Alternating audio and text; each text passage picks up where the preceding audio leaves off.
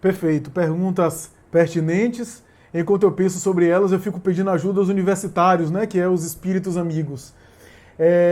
Sobre a pergunta de Antônio Carlos, de fato, Allan Kardec, não há na biografia dele, não há nenhum dado na biografia dele que diga que ele era médium ostensivo, no sentido de participar do transe.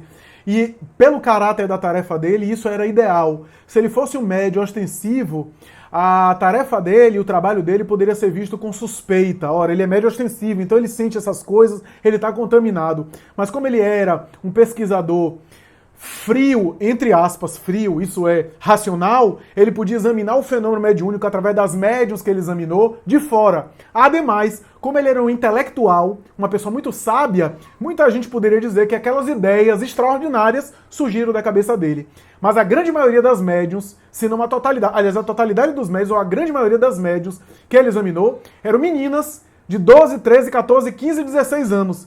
Meninas mal saídas da infância, entrando na adolescência. E, aliás, meninas, a mulher no século XIX nem entrava na escola. A maioria das mulheres naquela época não tinha cultura. No máximo aprendia a tocar um instrumento e as prendas domésticas.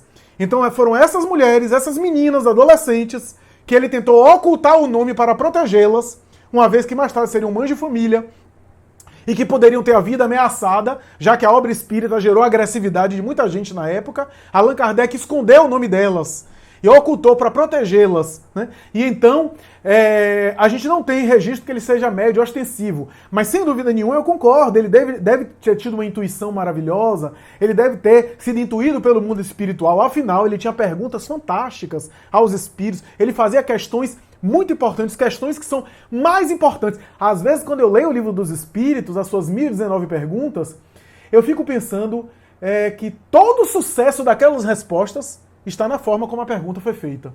E as perguntas que Kardec fazia, às vezes eu pego, Divaldo Franco fala isso, né? Às vezes eu pego uma pergunta do Livro dos Espíritos, principalmente quando eu estava lendo inicialmente, eu vejo uma pergunta e penso, mas os espíritos não pensaram em nisso, naquilo. E quando eu olho a próxima pergunta, é justamente isso.